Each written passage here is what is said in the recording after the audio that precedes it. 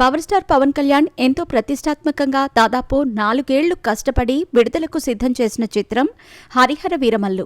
క్రిష్ జాగర్లమూడి దర్శకత్వంలో మొదలైన ఈ సినిమా షూటింగ్ నుండి పలు కారణాల వల్ల క్రిష్ తప్పుకోవడంతో రంగంలోకి జ్యోతి కృష్ణ ఎంటర్ అయ్యారు.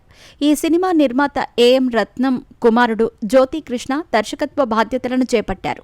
ముఖ్యంగా త్రివిక్రమ్ శ్రీనివాస్ దర్శకత్వ పర్యవేక్షణలో ఈ సినిమా షూటింగ్ పూర్తి చేయటం జరిగింది. 2 భాగాలుగా రాబోతున్న ఈ సినిమా మొదటి కథను జూలై 24వ తేదీన ఎట్టకేలకు విడుదల చేయబోతున్నారు. ఇప్పటికే దాదాపు 14 సార్లు వాయిదా పడిన ఈ సినిమా ఇప్పుడు విడుదలకు సిద్ధమవుతూ ఉండటంతో అభిమానులు ఆనందం వ్యక్తం చేస్తున్నారు. దీనికి తోడు నిన్న హరిహర వీరమల్లు నుండి ట్రైలర్ రిలీజ్ చేయగా ఒక వర్గం అభిమానులను భారీగా ఆకట్టుకున్న కాపీ ఆరోపణలు కూడా ట్రైలర్పై వచ్చాయి. ముఖ్యంగా పవన్ కళ్యాణ్ను మాత్రమే కవర్ చేశారని, మిగతా ఆర్టిస్టులను తక్కువగా చూపించారని కూడా కామెంట్లు చేశారు. అలా మొత్తానికైతే ఈ ట్రైలర్కి మిక్స్డ్ టాక్ లభించింది. ఇప్పుడు తాజాగా ఈ చిత్రానికి భారీ షాక్ తగిలింది. ఈ సినిమా విడుదలను అడ్డుకుంటామని బీసీ సంఘాలు డిమాండ్ చేస్తున్నాయి.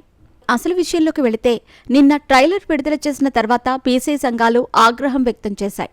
పవన్ కళ్యాణ్ నటించిన హరిహర వీరమల్లు సినిమాలో పవన్ కళ్యాణ్ తెలంగాణ పోరాట యోధుడు పండుగ సాయన్న జీవిత చరిత్రను ఆధారంగా చేసుకుని ఈ సినిమా రూపొందించారు. అయితే ఇక్కడ సాయన్న జీవిత చరిత్రను కల్పిత కథగా మార్చేసి ఇష్టం వచ్చినట్టు తీశారని బీసీ సంఘాలు ఆరోపిస్తున్నాయి. తెలంగాణ బందూక్, ప్రజావీరుడు, పండుగ సాయన్న జీవిత చరిత్రను వక్రీకరిస్తూ చరిత్రలోనే లేని ఒక కల్పిత పాత్ర అయిన హరిహర వీరమల్లు అనే పేరుతో సినిమాను రూపొందిస్తున్నారు.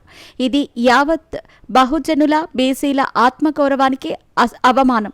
మా బహుజన నాయకుడు, ప్రజావీరుడు పండుగ సాయన్న జీవిత కథను వినోదం, డబ్బుల కోసం చరిత్రను తప్పుదోవ పట్టించేలా తీసిన ఈ హరిహర వీరమల్లు చిత్రాన్ని అడ్డుకుంటాము అంటూ ఒక ప్రకటన విడుదల చేశారు. ప్రస్తుతం ఈ విషయం సోషల్ మీడియాలో వైరల్గా మారింది.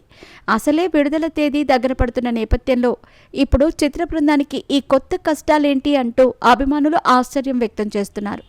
మరి దీనిపై చిత్ర బృందం ఏదైనా వివరణ ఇస్తుందేమో చూడాలి.